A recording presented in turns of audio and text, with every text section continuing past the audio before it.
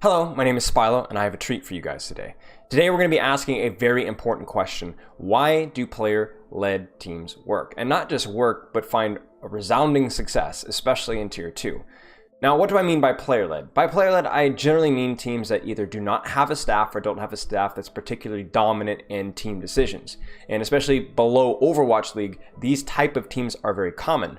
But they're not just common, they're extremely successful. Now, I had a lot of theories and a lot of thoughts on why they work so well. In fact, some of the best teams that I've coached were teams where I encourage players to take opportunities to lead and step up and lead in different ways. However, instead of giving my suspicions or what I believe to be the reason why player-led teams work, I went out of my way to interview some of the players that actually were part of these player-led teams, specifically American Tornado in North America, Odyssey in North America, Young and Beautiful in Europe, and Obey Alliance previously in Season 2 2020 in Europe. Now, there's four concepts that started to pop up again and again throughout every single interview I had with the different players. The concepts were skill, leadership, trust, and fun. All very important aspects of player-led teams and what made them work so well. I'm going to let the players define those terms on their own with their own experiences, and then we can analyze their thoughts on it afterwards. Finally, wrapping up with an answer to our question, why do player-led teams work? And even more importantly, what can other teams, even up to the Overwatch League level, learn from those teams? I hope you find this video both entertaining and educational. Thanks.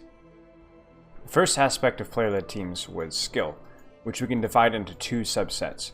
One, which would be the ranked grind, in other words, improving at your individual hero and grinding with your teammates. And the second subsection would be simply knowing your role or being very skilled at your role.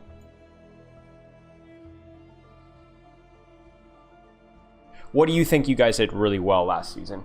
Well, I'll play comp, so we know how to make plays on our own and what will work in certain situations. So if everyone grinds the game and understands what their job is and how to maximize value, maximize protection, it just makes it a lot better. Just hanging out with each other and doing and just playing with each other, it's just you just get a feel for what the other person wants to do, and just especially in Double Shield, I played with Malfoy a lot in comp, so I'd get a vibe for his internal timing and when he wants to go in and stuff. So if he was too focused on his mechanics in a tough game, I would just know when he wants to go in, so I could just call it, or I could just see him through the wall or whatever. And it's just I don't know, I think a lot of players just lack mechanics, and that's what Luke wanted to do a lot. Is he just realized that because it's Contenders, if you just focused on yourself and played comp and just do it with your teammates, and you just built that synergy, me and Vulcan would do a lot. And if we just focus on ourselves, or just two people, we could easily faster improve just on ourselves and our mechanics, and then overall it'd be easier, because if you're playing the game right in comp and you're climbing the high ranks, it's easier to just you're doing something right, and then that easily translates over to scrims. That makes sense. Was it just the mechanical aspect that you grind in ranked, or was there anything that you or people on your team practice in ranked as well? Or was it mostly just mechanics? I'm sure we all practice our own things. I don't know, I had my own little player channel that I had pulled up on a second monitor whenever I'd play, and just look at some 2 or 3 goals that I just have just to keep me reminded. Do you think your other teammates as well kind of had that same mindset of grinding rank, trying to improve? Yeah, for sure.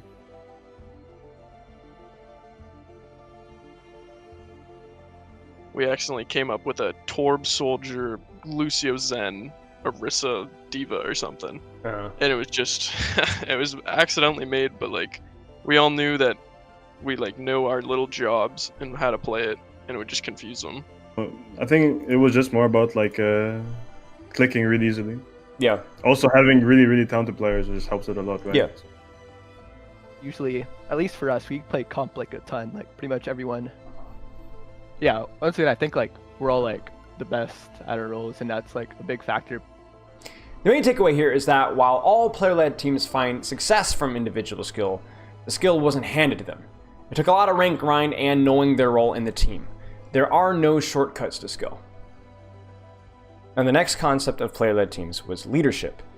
Being willing to make plays, having strong mental, and being willing to coach when necessary.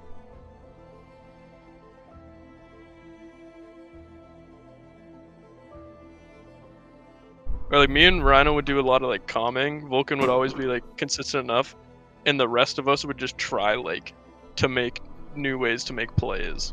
So like Maltha would go in on Doom and like try certain ways. So you're saying a lot of it was like from like planning and like finding a way to make fights work, like kind of so like in-game leadership kind of a thing. Like there was never like a gap of like we're just sitting here, we don't know what we're doing. Like somebody stepped up and you guys are like playing around that. Yeah. Like if someone like wants to set up something, like you just like be like, hey, can you dive right here? Can I like hide here and you guys go in? Or if we like EMP at this choke, I can lend a nade here or something like that. We all like understand when we can get good value or like where we can like carry. Okay, so it was like every individual wasn't just like, okay, this is the plan, but like everybody's thinking like, what can I do to make this plan work? Yeah.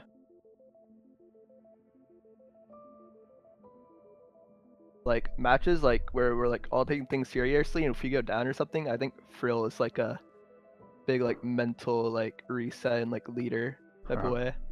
And that's shape. Yeah, where like we know we need to win and we'll just like play it like fun, I guess. Can you kind of elaborate like what you mean play by fun means?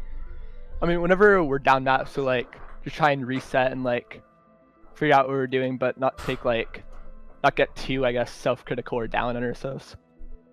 Yeah, so during that time, like I was like really motivated, I guess, because a lot of my teammates are just gonna pick up Brow, and I know there's like a lot for us to prove, I guess, because we just like got stomped. So like there's not literally that many like, I guess, high expectations.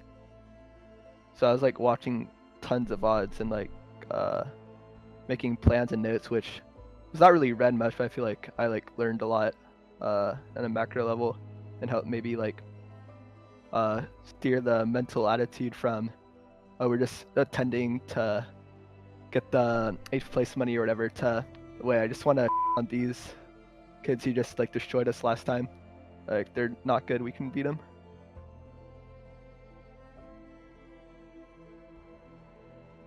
Because you know we were like known for having like a troll playstyle, kind of, right? Yeah. Or like at least known for like a quote unquote trolling. Yes.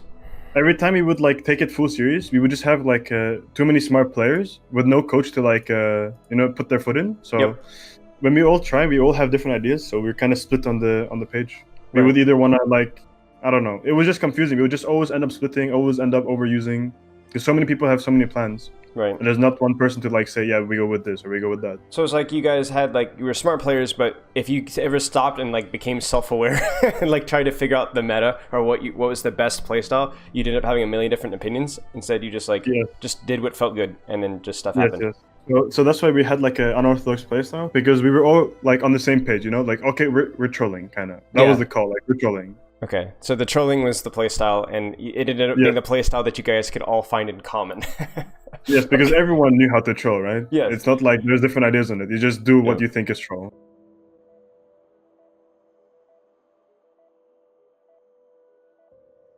Pretty much a lot of our coaching came out of Luke Mino. I mean, he was smart, knows the game, plays a ton of comp, knows what counters what pretty much. But I feel like in all of the iterations of Yap until the very end, I was both a player and a coach with us with trying to figure out how to play certain things and how to do certain things. And do you think that like benefited you guys directly, instead of like maybe having somebody on the outside tell you or coach you, that you were actually the one learning it and then also applying it in game? Do you think that was like an advantage at all? I think it was fine for my teammates, but it was very taxing for me. I think my teammates were fine with it because, I mean, for them it was just, they just show up, play the game, and then they share their opinion in VOD review. And for me, it was like I carried the responsibility of our performance always. So anytime we weren't doing well, I always was the one that stayed up till 5 a.m. trying to like dig through VODs of why we were failing. Like I always ended up being the one being the mediator between people who had problems with each other. I'm always the one that tries to carry the positive energy in a scrim block so that everyone is motivated to do their best. Like once Kasaurus was gone and before Kasaurus was there, I I felt like I had to carry all of those things, if that makes I think in some ways I'm really happy because I think it made me understand the game very well, and in other ways I would have preferred to focus on my own stuff more sometimes, you know? Just focus on doing the best on my role. And I think that's the reason why both periods where I played the best was when Kasaurus was coaching, both in Team Netherlands and in the period where he was on Yap, or the periods where I individually performed the best on the rosters. Because I suddenly was relieved of that job and I could focus on myself and improve heavily on my own role in the team. The main takeaway here is that it's incredibly crucial for player leadership to step up in-game when it comes to making plays, out of game when it comes to player mental, and also out of game as being kind of a stand-in coach. We saw some good sides of that with what Jona was able to bring to his team, Ultraviolet as well, and Luke Mino with Odyssey. However, there's a dark side to not having a coach be a leader in that aspect as well, because as we saw with Lethal, when it comes to team mental, team focus, team synergy, there was a almost an open void where they had to play funnier in a weird sort of way because they knew that if we ever try and get on the same page on anything that's other than a troll, it's not going to work. And in the case of Jona, where he spent and worked so hard at coaching and it kind of filling that void that he wasn't able to fully reach his peak as a player as much as he would have liked. So good things and bad things, responsibility of players stepping up, but also the void of not having that leadership, that good leadership when it's needed. Now, the third aspect of player-led teams was trust. In other words, willing to trust each other on plays, but also keeping each other accountable.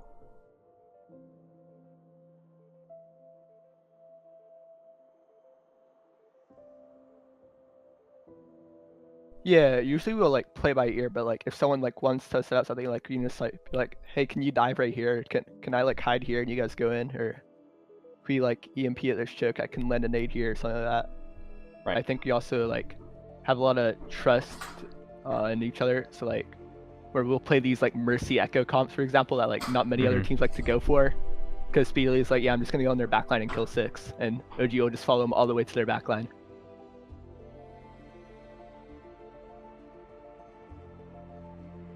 Makes it a lot better if like you can flame a teammate pretty much instead of like a coach getting mad at you or something like that. Right. I felt like I could always like flame like Chow or Naga, and they would like flame back or just make jokes. It was like it was fun. And how does that translate to like actually playing well though? It gives trust. So it gives like kind of like unintentional trust. It feels like, because when you treat each other like friends, you're not like you're also not scared to like bring up like ideas and like talk like about stuff that's happening wrong. You know, Right. you can always like say this and that, and it won't be treated like bad. It will be treated like a troll, like fun, but it will be taken into like implying Right. this. So you guys were good enough players and like hungry enough to where it wouldn't be like full troll, but like when you guys were giving feedback, it was like trolling, but the person actually like was listening. Like there was actually like people following through.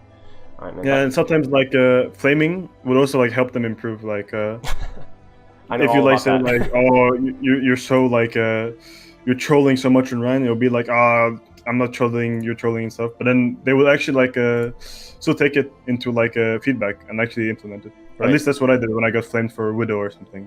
Then if we wanted to flame each other, we'd flame each other. Like, I don't know. There, like, we didn't feel bad if we were just to call someone because they were doing something like stupid. I don't know. When you say like putting people down, you could talk trash and like put people down as like feedback without that person getting their feelings hurt because they trusted you. Is that what you're kind of saying? Yeah. The takeaway here is twofold.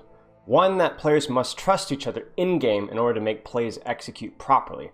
Now, they might be funny plays, goofy plays, flank plays, whatever the case may be, but if the level of trust across the team isn't there, those type of plays and that type of execution just isn't possible with any sort of consistency. In addition, we saw that how trust was necessary when it came to keeping each other accountable. If the players had flamed each other and not trusted or liked each other, then the flaming would have been taken as flaming and it would not have gone well. But because there was that underlying layer of trust, the flaming was taken as accountability and ultimately gave them feedback that helped them to improve, especially without a coach being present. The last and maybe the most important aspect of player-led teams was fun. building synergy and confidence, but also just enjoying training?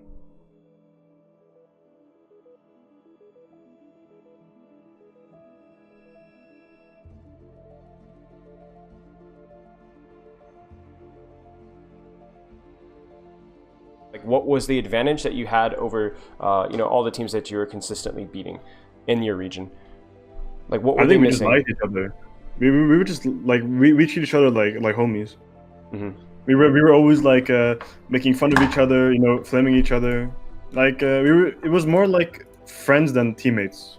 Right. More so, it felt like that's how the environment felt for me, at least. Right. I felt like I could always like flame like Chow or Naga, and they was like flame back or just make jokes. It was like it was fun. We just all like hung out before scrims, after scrims, just I don't know, built not synergy, but we just became friends, and that built easier trust. And I just realized that like we just were having fun, and the more fun we had, the better we played, I think. What do you think? Was that like a confidence thing, or just allowed you to almost be more focused because you weren't like stressed out? Definitely confidence. We were just able to like bounce ideas off each other more, and especially like Malthul, when he was like happy and like actually having fun, he could become a leader just like that, and just like call how he wants to play around his Doomfist or his Genji or his Reaper, and he would just call, and it helped a lot when he was having fun. Interesting. Because he was like a very emotional player.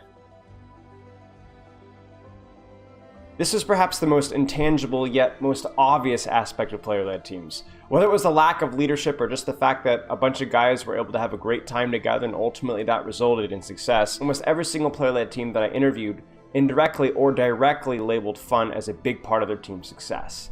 Now, why is that? As we saw there, fun can lead to synergy, confidence, just having a good time, let's see what happens, and there's a lot less stress put on the team during those sort of circumstances, even in training.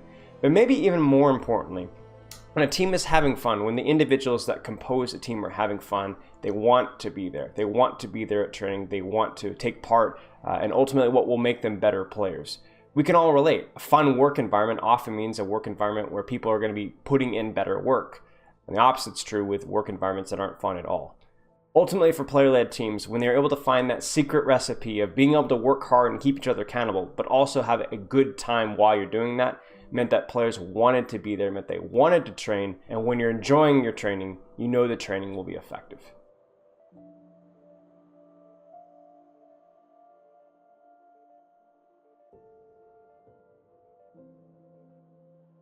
A lot of coaches, then I don't think a lot of, like, the thing is, generally players don't really respect too many coaches. I think it's like there's not many that have, not a lot of coaches that players respect, because it's very easy to tell as a player when a coach doesn't know what he's talking about or is trying too hard or something. Like, it's a weird line that you just have to kind of walk.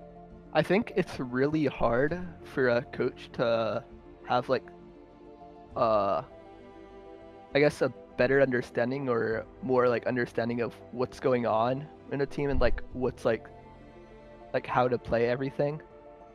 I think everyone benefits from good coaching, but bad coaching has a negative impact. So like because there's such a scarce amount of good coaches in Overwatch, even in Overwatch League, I think there's a lot of horrible coaches when I look at like decisions being made in teams and stuff. Mm-hmm. Just a lack of like talent when it comes to coaching makes it so that you sometimes rather just not have a coach, because a coach having a coach that's a strong leader and that can provide support and also good like decision making in terms of like what you practice and how you practice and stuff is like invaluable. Like it's like insanely valuable. Mm-hmm.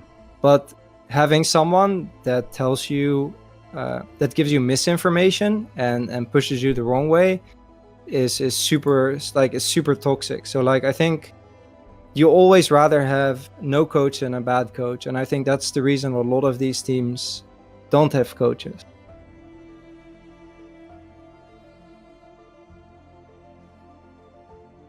So the question is, why doesn't this work as well in Overwatch League? Overwatch League teams need insurance and guidance between metas, allowing players to focus on their role. Lastly, coaching is necessary for general player leadership and player conflicts. things that become a lot more important in Overwatch League. I could speak in this personally, as I feel my greatest impact on Sure Cold last season in Contenders was my ability to mediate player conflicts and encourage leadership in and out of game, something that's not exactly related to strategy.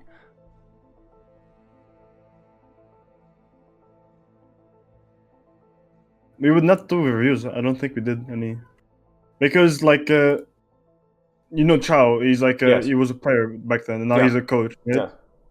And we have like Naga Khan going out, so reviews would take I think hours, like unironically, because Right. every time mid map, when we were taking it seriously, like before round was starting, like on cuts, we would talk for legitimately like 10 minutes without like unpausing. Mhm. So I think with reviews, so many different ideas would like clash. So it would be like more harm than good, because it would confuse people more than actually help. Right, Because overthinking will happen a lot right. when there's too many people planning stuff. Now, how is this applicable to teams that are not already player-led?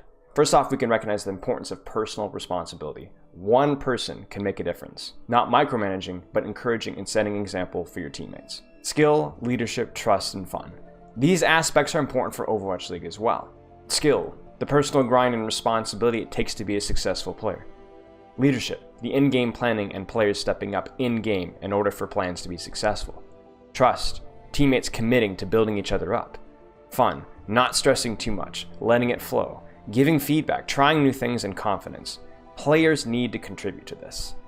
Ultimately, in a team game of Overwatch, we often overlook the fact that camaraderie and the love of the game is what started every professional gamer's path. And when we find that original flame still burning, it often lights success. I hope you enjoyed this video, and a big shout out to Ultraviolet, Rhyno, Rakattack, Jona, Lethal, and Dogman for their contributions to this video.